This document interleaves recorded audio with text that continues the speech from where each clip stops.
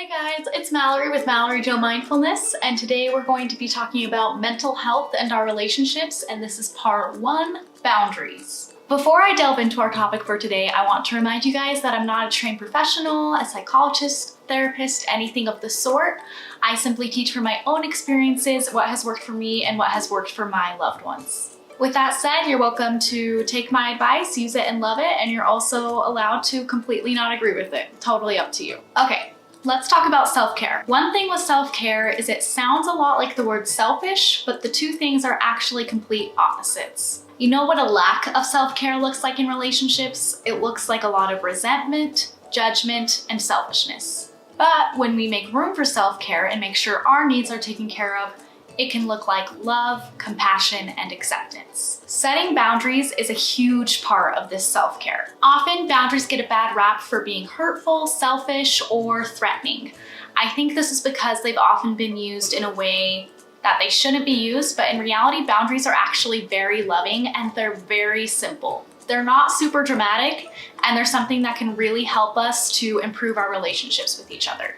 And just a quick reminder that when I say relationships, I'm not talking about just romantic relationships, but relationships of any kind.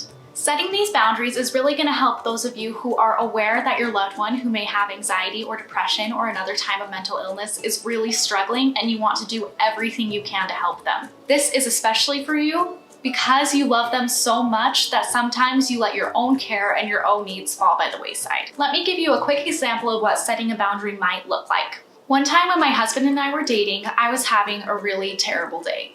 So I texted him and I said, I just had a panic attack, I'm having a really bad day and I need you here.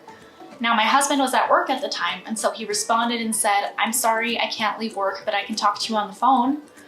This is a great example of setting a boundary.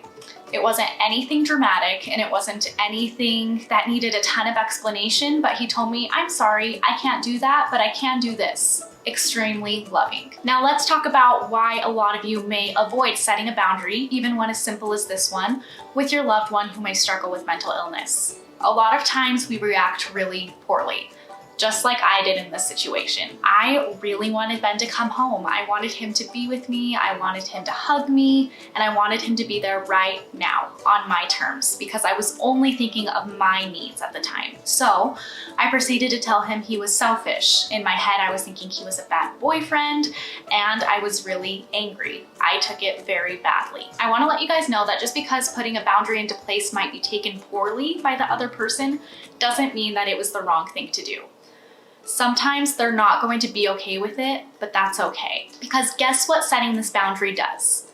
Let's say Ben had come home when he didn't want to, just to be with me and hug me and tell me everything was going to be okay. He wouldn't have shown up the way I wanted him to because he would have been a little rushed and frazzled about the fact that he had to leave work to come be with me. He might have been thinking about how his boss is annoyed, or how he left his coworkers hanging, or how now he's not going to get his project done by the deadline because he had to leave work. Now let's talk about what happens when he does set the boundary. He can step into the hall and give me a call and say, hi honey, I'm so sorry I can't come home. Do you want to talk about this on the phone? Or, hey honey, I'm so sorry that I can't be there, but what can we do tonight that will help you feel better? Isn't that so much better? Because Ben was showing up in the way that he's comfortable with, he's able to show up as the best version of him and give me all the attention that he can in the moment. Whereas if he had given in and done it exactly the way that I wanted him to and was demanding at the moment, things would have ended up worse than they were originally. If you find yourself consistently exhausted, annoyed, or feeling like you just don't have enough energy, and you're taking care of a loved one who may struggle with mental illness, it may be time to set some boundaries in place. Now, don't let that scare you because it's not something that's supposed to be dramatic or scary. It's simply doing small things to make sure your needs are met. Now, some of these boundaries are larger than others. They may sound something like, if this behavior continues, I can't live here anymore. Or, I'm sorry, I'm just really not comfortable with that, and if that's something you're gonna demand from me, I'm gonna have to leave. So sometimes these boundaries can be a bit more intense, but they never have to be something dramatic, belittling, or threatening. Now let's quickly talk about this from the other side. Those of us with anxiety and depression definitely have the necessity to set boundaries. One of the reasons for this is that we have a lot of triggers. For example, there's a woman in the coaching program I'm in who gets very annoyed by certain noises. And not just annoyed, but it actually causes her anxiety to spike and can even lead her to panic. Now, her family makes these noises all the time. She's certainly welcome to make requests of them, like, can you please not make sounds X, Y, and Z? They really stress me out. But then the boundary she sets in place is like a safety net in case her family does decide to make those noises or makes them by accident. The boundary could be something like, when my sons make those noises, I'm gonna go on a walk. Or when my husband makes that noise, I'm gonna put my headphones in and just relax and tune it out. The awesome thing about this kind of boundary is that she doesn't have to control the other people, because that's not what boundaries are about.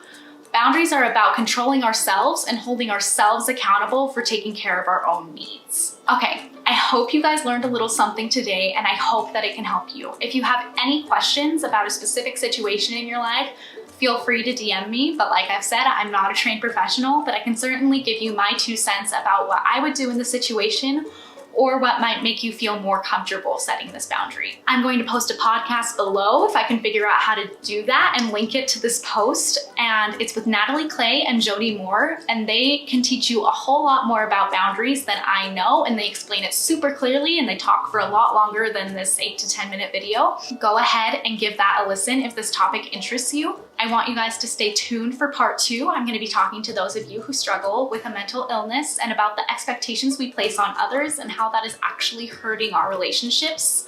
And it's going to be so helpful, I promise. Thank you for all your support with my suicide awareness project this month. It's still going all the way up through the end of September. So keep watching my story for the wisdom and advice of my lovely followers, and I promise that you'll get the spark of motivation that you need to get going for the day. Thank you guys so much. You're amazing, and see you soon. Stay calm. I love you.